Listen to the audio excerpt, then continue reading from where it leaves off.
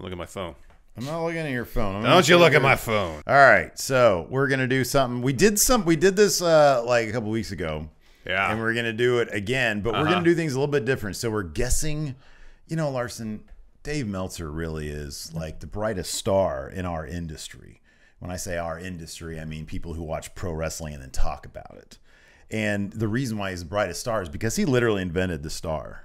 Did you know that? No, that's not even true. It is true. So last time, yeah, we took random pay-per-views and then we quizzed each other on what the Meltzer star rating review was for the entire card. This time we're doing things a little bit different. Stop looking at my phone. You stop looking at my phone. Stop looking at my phone. Stop looking at my phone. So this is what we're gonna do. I've chosen 10 matches of either infamous or famous reputation or that loom large in our lore. Yeah, same. And Larson has done that as well. And we're going to. We have no idea what he chose, so there could be. We could chose the same exact 10, which would be interesting. Which it still will count towards our totals. Yeah. Because if you give me one and I have it right here, guess what? I'll know what it is. You'll know what it is. Yeah. All right. All right. Let's get to it. You go first. What's your first one? My first one is The Miz versus Damian Priest at Backlash 2021, otherwise known as the Zombies Lumberjack match. What did Dave Meltzer give this match? Meltzer gave this a terribly great. I'm gonna say 1 star. Much lower than that. -2. -3 stars. Wow. I didn't. So one thing I'd like to do next time we do this, because this is gonna be cool.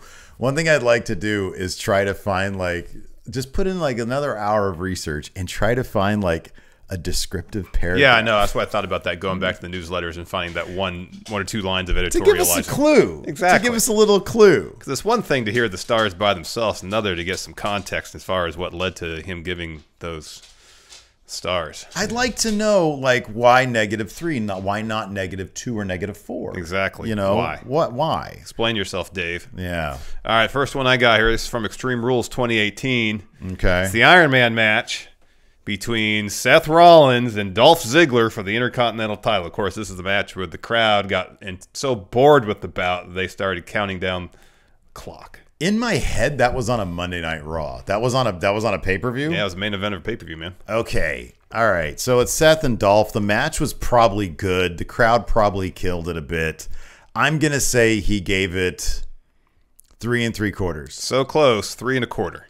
Oh, really? 3? Yeah. That's it? Yeah. Oh, wow. I'm curious to know what his paragraph says. Now that's what I want to know. All right. The crowd sabotaged this match because they're more into the clock than the actual bout.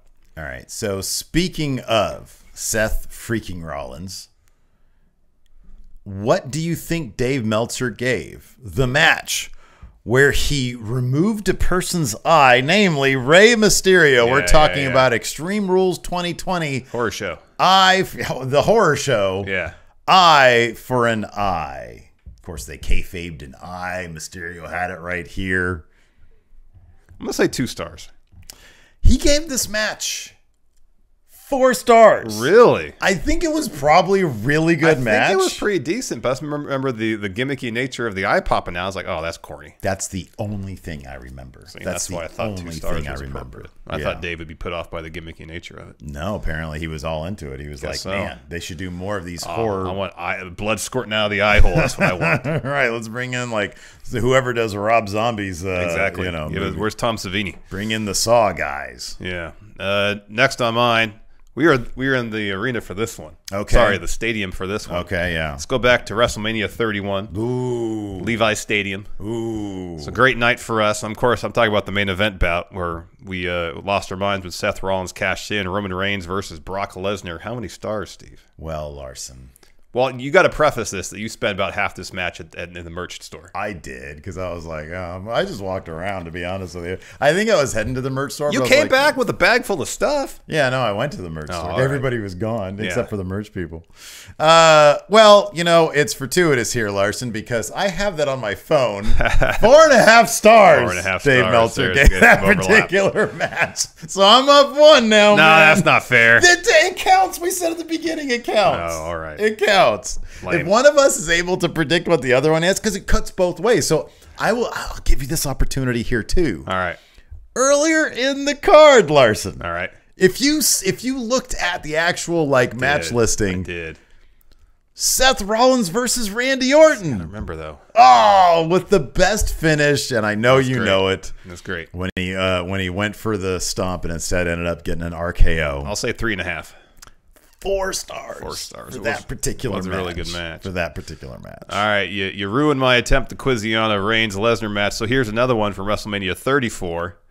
Roman Reigns challenging Brock Lesnar for the WWE title. Sorry, not WWF. Okay, so 34, that was a widely panned match. I think that was the one where Brock was spamming the finisher. Roman came back. Roman wouldn't die, but then he eventually got pinned. I think was that match because Brock won that match, right? Correct. All right. So, God, I remember reading what Meltzer said about this, but I don't remember the actual star rating. I'm going to say he gave it 3.5. 3 stars. Oh, man. So close. 3 stars. So close. Okay. Quite a drop from the Mania 31 bout. Yeah, no kidding. All right. On this day, Larson, I'm going to quiz you about Edge's big return. You think you know me.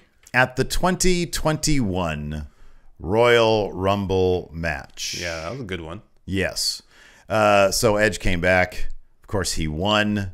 It was a good Royal Rumble. Wait, the one he came back was the one prior. It was 2020. Okay. This is the 2021. The one he won. The one that he actually won. Okay, yeah, my before bad. he got stacked by Roman. This is 2021 Royal Rumble. So, you're right. So this is still a good one. I know it because I'm looking at this. 4 stars. Close, 4.25. Damn. So close. Damn. So the next one I have on my list. Oh no, you're up next. Right? Yeah, I'm up. This match sucks. It's really bad. I've seen it. I can vouch for it being shit. Okay. I'm talking about Giant Gonzalez taking on The Undertaker at WrestleMania 9. Wow. Okay. A Mania I think we both agree is at least one of the worst, if not the absolute worst. Okay. There's nothing redeeming about this. I'm going to say he didn't go into the negatives and say he gave it a 0.5 star. This is surprisingly high considering how garbage this match You is. give it 2 stars? 1.25. Wow. I mean, that qualified for dud, if not negative stars. Maybe he really liked the naked suit. That could be. He was like, they should start doing naked suits for everybody. Yeah, there you go. You bust out the Meltzer. You like that? Yeah, it's good. Okay, so the next one I had was the Mania 31 one. We already went through those two. The next one I have is The Undertaker throwing Mick Foley through hell and then through Hell in a Cell. King of the Ring 1998. Foley versus Taker. You can give that 4.5. Very good. Yeah. Very good. Yes, 4.5 stars. You're on the board. Tied up 1-1. I didn't think we were keeping score at this, but anyways. All right, next up. I remember watching this particular match from the living room of my parents' house. Talking about Starrcade 98.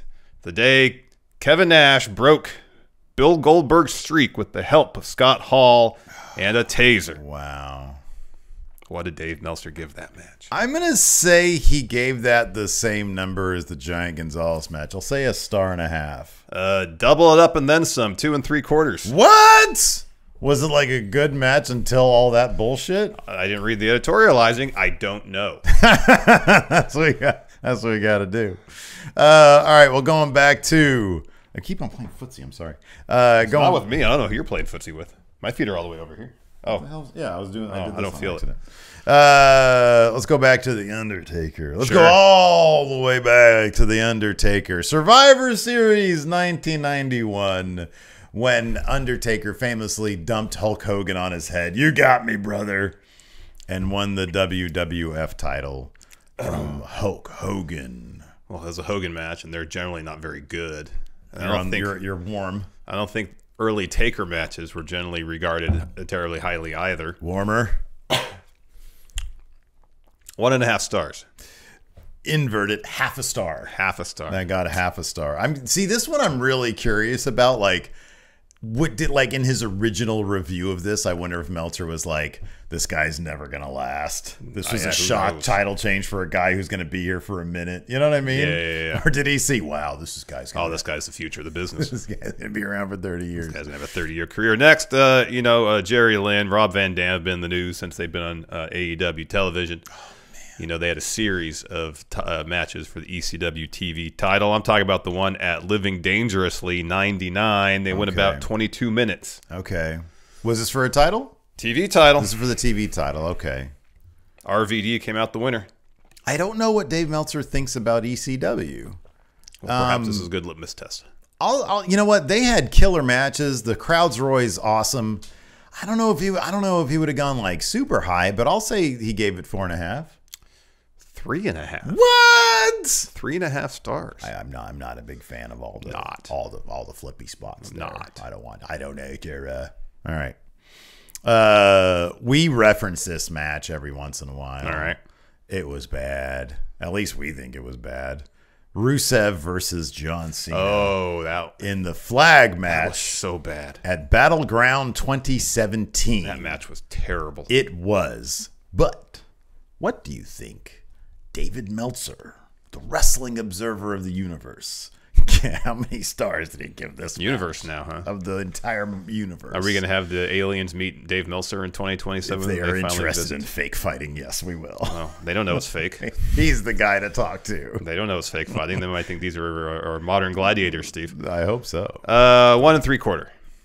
3 stars. Get the fuck out of here. Give it 3 stars. Oh my gosh. That's got to be like maybe he saw like whenever he watched wrestling as a kid or something. Oh my gosh. He's from the Bay Area. Maybe he was like, oh, they used to have flag matches all the time. And they were that amazing. match was terrible. That was a really bad one. All right, Steve, I know this is a match you're really familiar with, and maybe you know the star number off the top of your head. You usually, regularly list this as one of your favorite matches ever.